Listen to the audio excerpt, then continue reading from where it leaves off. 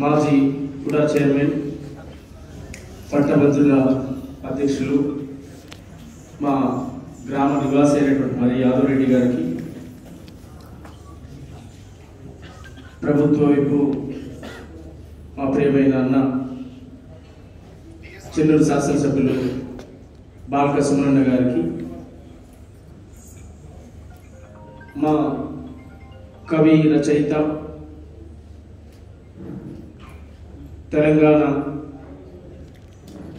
అభివృద్ధిని ఆత్మగౌరవాన్ని తన కలంతో రాసినటువంటి ప్రముఖ కవి మిట్టపల్లి సురేందర్ గారికి,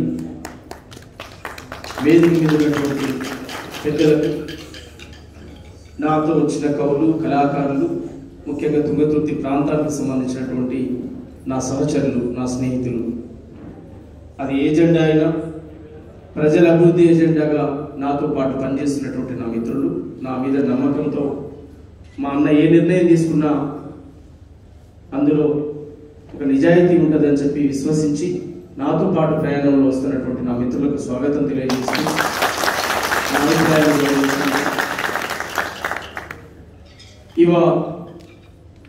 తెలంగాణ భవన్లో అడుగు పెడతామనగానే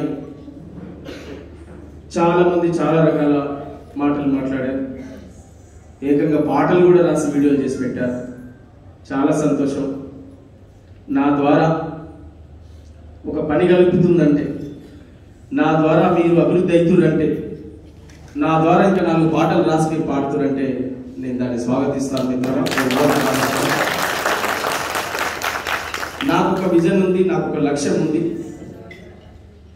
నేను తెలంగాణ వచ్చిన దశలో ఈ భవన్లో దాదాపు 10 సంవత్సరాలు నేను అడుగుపెట్టాక, 10 సంవత్సరాల తర్వాత నేను మళ్ళీ ఈ భవన్లో అడుగుపెట్టాను. తెలంగాణ వచ్చిన కొత్తలో ఎవడి పాలైందిరో తెలంగాణ, ఎవడేలుతున్నాడో తెలంగాణ అని ప్రశ్నించిన నేను ఒక దశాబ్ది కాలంగా ఈ రాష్ట్రంలో ఒక ఆల్టర్నేటివ్ వ్యవస్థ వస్తుందేమో అని కలగనటువంటి వాళ్ళు, కానీ చుట్టూ తిరిగి వచ్చినా కూడా కేసీఆర్ తప్ప తెలంగాణకు ఆల్టర్నేటివ్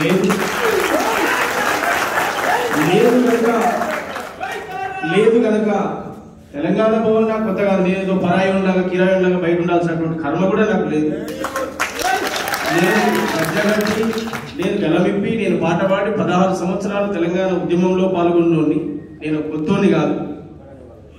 తెలంగాణ ఉద్యమంలో ఆడి పాడినోని కనుక తెలంగాణ భవన్కు రావడం నా ఇంటికి నేను వచ్చినట్టే తప్ప నేను ఫీల్ కావాల్సిన.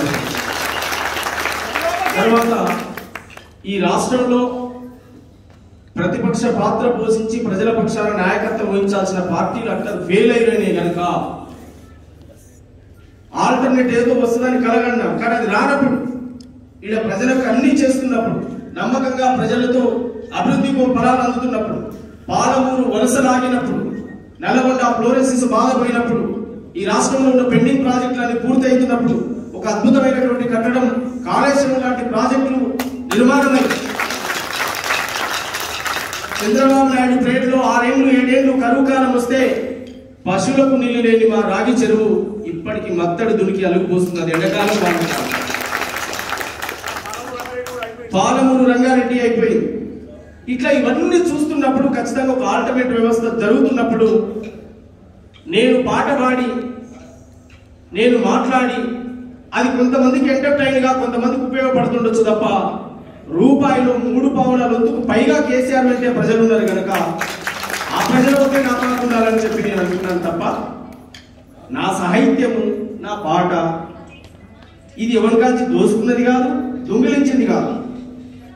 తెలంగాణ సంపద 16 సంవత్సరాల ఉద్యమంలో మా జిల్లా మంత్రి జగదీశ్వర్ రెడ్డి గారు, అప్పుడు తెలంగాణ ఉద్యమం నడుస్తున్న కాలంలో రాష్ట్ర వ్యాప్తంగా పనిచేసినటువంటి వాళ్ళం, కలిసి తిరిగినటువంటి వాళ్ళం, సీనన్న మేము అనేక వేదికల మీద పాల్పంచుకున్నటువంటి వాళ్ళం.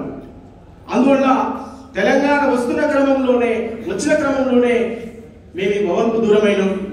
కానీ వాళ్ళ మా ఇంటికి మేము వచ్చినట్టు మేము సంతోషపడుతున్నాం. అందువల్ల ఈ రకరకాల కళాకారులకు ఈ రాష్ట్రంలో స్వాతంత్రం వచ్చిన కానించి ఎవరు గుర్తించిన లేడు తెలంగాణలో. ఇవాళ తెలంగాణ రాష్ట్రం వచ్చినాక మొట్టమొదటిసారి కళాకారులకు ఉద్యోగాలు ఇచ్చి గౌరవించుకున్న పార్టీ అది బీఆర్ఎస్. తెలంగాణ పాటకు పట్టం కట్టి పాట రోడ్ల మీదనే ఉండొద్దు, పాట వేదికలకే పరిమితం కావద్దని చెప్పి చట్టసభలో కూర్చోబెట్టి గౌరవించిన పార్టీ కూడా కేసీఆర్ గారు. అందువల్ల అక్కడ ప్రతిపక్షాలు పేలైనప్పుడు, అక్కడ ఈడ ప్రజలకు నిజమే జరుగుతున్నప్పుడు ఖచ్చితంగా బరాబరి ఎవడి పాలైందిరా అని అడిగింది నేనే. ఇవాళ కేసీఆర్ పాలైంది, ఖచ్చితంగా కేసీఆర్ పాలే కావాలని ఎవడి పాలైందని అడిగింది నేనే. బరాబరి ఉద్యమకారుడి పాలే అయింది, తెలంగాణ కోసం కొట్లాడిన పాలైంది అనే విషయాన్ని. అందుకే నా పాట అది ప్రజల పక్షమే ఉంటది. నా పాట తెలంగాణ సమగ్ర అభివృద్ధిలో భాగమైతుంది. నా పాట ప్రగతి పదమై నా పాట ఎప్పుడు ఆగిపోదు. ఎవడో కామెంట్లు చేస్తారో, ఎవడో వీడియోలు పెడతారో నా పాట ఆగిపోదు. కామెంట్లు చేసి వీడియోలు చేసి పాటలు రాసిన కూడా ఎన్నడున్నా ఒక గోల్ అంటూ ఒక లక్ష్యం అంటూ ఉంటే ఖచ్చితంగా ఈ మెట్లే ఎక్కుతాం అని చెప్పి కూడా ఎవడో ఈర్ష్య భావంతో నిజంగా నన్ను అభిమానించే నా అభిమానులకు నేను చేతి దండం పెడతా. నన్నుగా చూసేవాళ్ళు నన్ను అర్థం చేసుకుంటారు. ఏ పరిస్థితుల్లో అయినా ఎప్పుడు సొమ్మన్న అలాంటి నిర్ణయం తీసుకుంటాను అనుకున్నప్పుడు సంతోషపడతారు. మా అన్న ఎక్కడున్నా తలెత్తుకునే ఉంటాడని ఆనందపడతారు. కానీ పనికిమాల చెత్త పోస్టులు పెట్టి ఏదో పెడితే కాదు. 25 ఏళ్లు కష్టపడితే ఈ తెలంగాణ భవన్ అనే మెట్లు వాళ్ళు ఎక్కగలిగిన ఇంతమంది పెద్దల సమక్షంలో కూర్చున్నది. రాత్రి తయారైన రెడీమేడ్ జీవితం కాదు. నేను నిర్బంధాలు పడ్డప్పుడు, నేను కష్టాలు పడ్డప్పుడు నైము లాంటి చేతుల ఇప్పుడు చనిపోతావు, నువ్వు సాంబశివుడితో తిరిగితే, నువ్వు రామలయ్యతో తిరిగితే చనిపోతావు, నువ్వు గద్దతో పారితే చనిపోతావు అన్న కాలంలో నిర్బంధ కాలాన్ని అనుభవిస్తూ కూడా బతికినటువంటి వారు నేను ఎవరికి భయపడలేదు, నేను ఎవరికి తలంచలేదు. తెలంగాణ భవన్కి వస్తే నేను తలంచినట్టు కాదురా వెధవ, సమగ్ర తెలంగాణ అభివృద్ధిలో నా పాట కూడా భాగస్వామ్యం అవుతుందని చెప్పినట్టు కాదు. తలంచడం ఏంది? తలెత్తుకుని కాలవేసే చెప్తున్న బరాబరి ఈ తెలంగాణ ఉద్యమంలో, తెలంగాణ నిర్మాణంలో నా చెమట చుక్క ఉంది, నాకు వచ్చే అర్హత ఉంది అనే విషయాన్ని కూడా గుర్తు చేస్తూ ఇక నుంచి నేను మళ్ళీ గజ్జగడతా. తెలంగాణ అభివృద్ధిలో భాగమైతా, ప్రగతి పథకంలో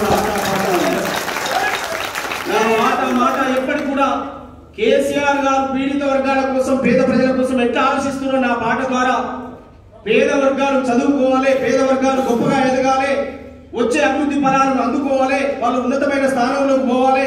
నేను గతంలో అనేక పాటలు రాసిన, మీరు ఐఏఎస్లు కావాలి, ఐపీఎస్లు కావాలి, డాక్టర్లు కావాలి, ఇంజనీర్లు కావాలి, అద్భుతంగా చదువుకోవాలి, గొప్పగా ఎదగాలని రాసిన నా పాటలు జాతులను, పేద వర్గాలను ఉపయోగపడేటువంటి పాటే తప్ప నేను ఎవరినో పొగిడి ఎవరినో చెప్పే కాదు. నిజమే మాట్లాడతా, నిర్భయంగానే ఉంటా తప్ప గుసగుస రాజకీయాల వల్ల కాదు. ఇంకో పార్టీలో ఉండి ఇంకో పార్టీతో సోపులు తీసుకుని అంతకంటే కాదు. అది ఏదైనా పర్వాలేదు, ధైర్యంగా నిర్ణయం తీసుకునే దమ్ము నాకుంది, ఆ ధైర్యం నాకుంది, అది ప్రజలు ఇచ్చిన ధైర్యం అనే విషయాన్ని నేను గుర్తు చేస్తూ, మరి పెద్దలు సమయం ఇచ్చి వారు గౌరవంగా మా తండ్రి సమానులు మరి మధుసూదనాచార్య గారు వారి గౌరవంగా వారు ఆహ్వానించడం, నేను నా తండ్రి దగ్గర నిలబడేట్టుగా నేను సంతోషపడుతూ నా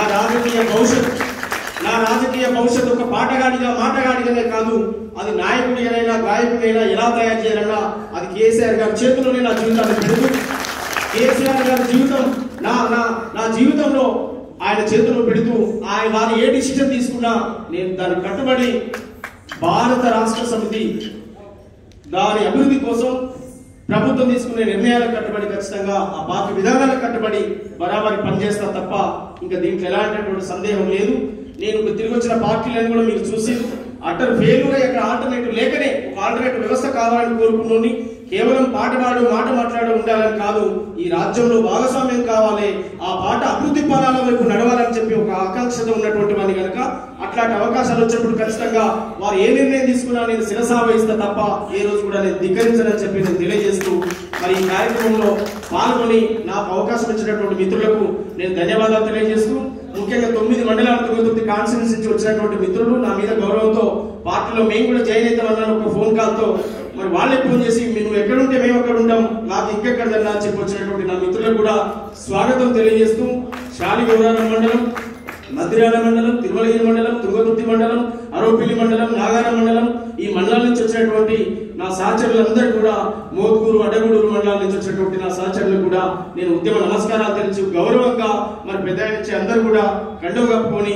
ఖచ్చితంగా బరాబరి కేసీఆర్ గారి దారిలో మనం పయనిద్దామనేటువంటి విషయాన్ని కూడా గుర్తు చేస్తూ, నా పాట అది ఎక్కడ ఉన్నా ప్రజల పక్షమే నా పాట తప్ప ఇంకేమో అయిపోయినట్టు కాదు. ఖచ్చితంగా అభివృద్ధిలో భాగస్వామ్యం అవుతాం, అభివృద్ధి ఫలాలను చెబుతాం. ఈ జరిగినటువంటి 9-10 ఏళ్ల కాలంలో జరిగినటువంటి అభివృద్ధిని ఖచ్చితంగా మా ఆట పాటల ద్వారా రేపు నుంచి విస్తృతంగా గ్రామాలు తిరుగుతాం. ఎవడి చేసేవాడు కాదు, నేను తర్వాత చెప్తే ఈ సభలో ఏం చెప్పను, కానీ నేను మాట్లాడాల్సినటువంటి విషయాలు కూడా కొన్ని మాట్లాడేవి ఉన్నాయి. అది ఇంకో సందర్భంగా నేను ఖచ్చితంగా చెప్తాననేటువంటి విషయాన్ని కూడా గుర్తు చేస్తూ, అది ఇతర ప్రతిపక్ష నాయకులకు కూడా తెలుసు. ఏపూరి సోమన్ అనేటువంటి ఏ నిర్ణయం తీసుకుంటూ ఎందుకు తీసుకునే విషయం కూడా వాళ్ళందరికీ కూడా తెలుసు.